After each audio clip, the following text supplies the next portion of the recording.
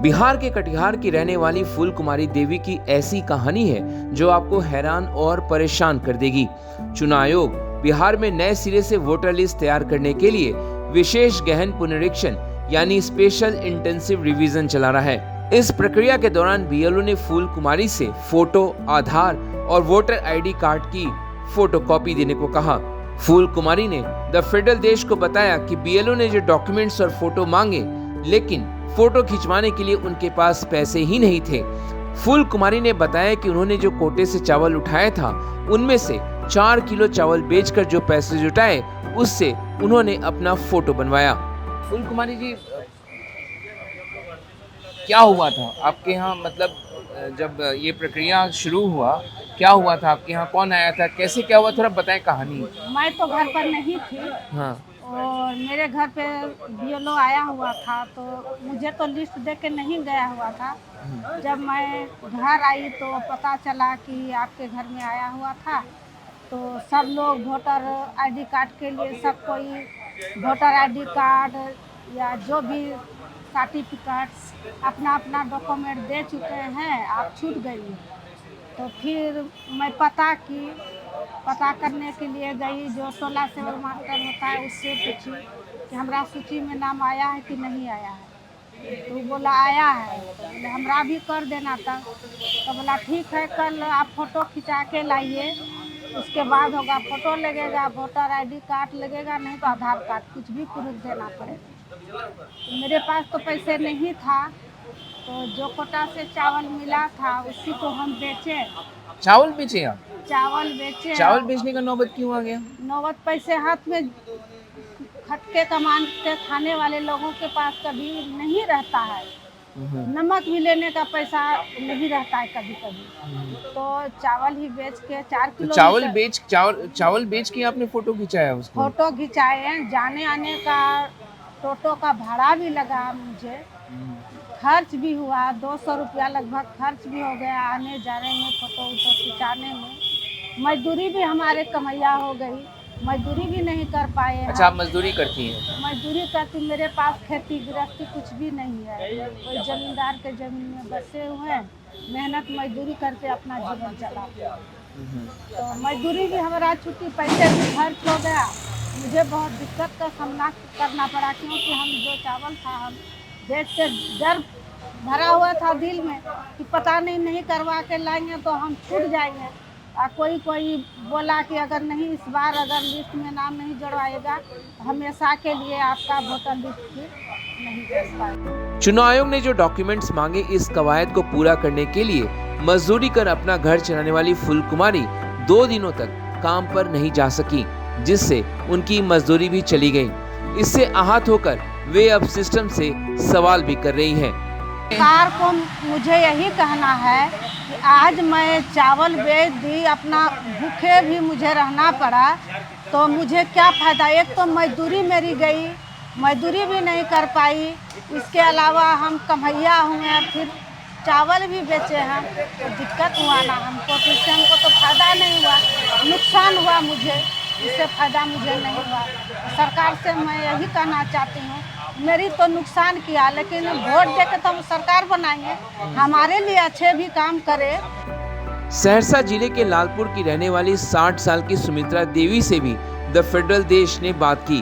उन्होंने कहा, बीएलओ ने मुझसे माता पिता के जन्मतिथि का पहचान पत्र जमा करने को कहा। उन्होंने बताया, मैं जब छोटी थी तभी उनका देहांत हो गया, तो फिर मैं कहां से माता पिता का डॉक्यूमेंट लेकर आऊं?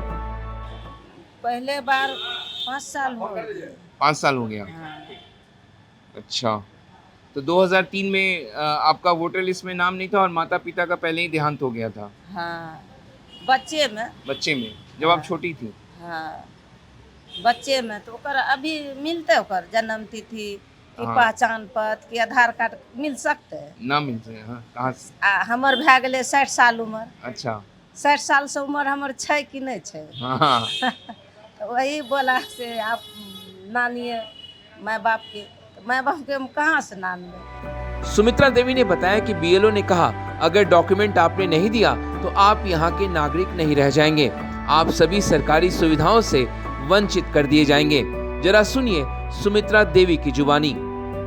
हम वही नहीं रहेगा, कल के आप नहीं रहे वही नहीं रहेगा तो आप सरकार के लोग नहीं हुआ। तो आप सरकार के लोग नहीं हुए मतलब वही तो आप घर अपना द्वार छोड़ के जाना पड़ेगा। हाँ, घर द्वार आपको जगह नहीं मिलेगा, ठहरो के जगह नहीं मिलेगा। अच्छा, एते सरकार बुर्बक हमरे से सरकार बने छे, आ हमरे सरकार केना भगा देते? जब वोट दै छियै तब ने सरकार है छे, आ नहीं जब वोट देबै तो सरकार हेतै। तो हम पब्लिके ने बनबै छै ओकरा सरकार, आ सरकार केना पब्लिक के भगा देते?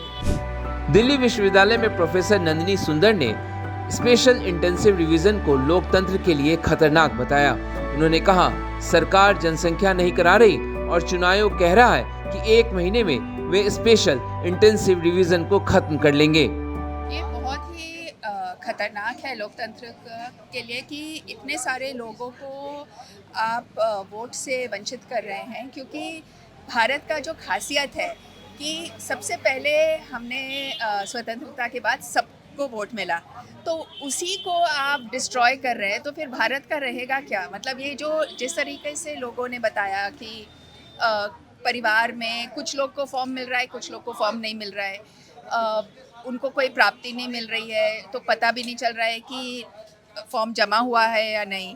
लोग 100 रुपये दे के फॉर्म भरवा रहे हैं ना। एक परिवार में 5 लोग होंगे, 6 लोग होंगे, तो मतलब 500-600 कुछ कम पैसे नहीं, और फिर दूर दूर जाके फ़ोटो भी लेना, सब कुछ मतलब बहुत ही मुश्किल वाला काम है। तो इससे मुझे लगता है कि ये जो SIR का जो एक्सरसाइज है बिल्कुल अपर्याप्त, मतलब अनुचित है, inappropriate, it is impractical, and ये लोकतंत्र पर एक बड़ा हमला भी है और एक बड़ा अन्याय भी है।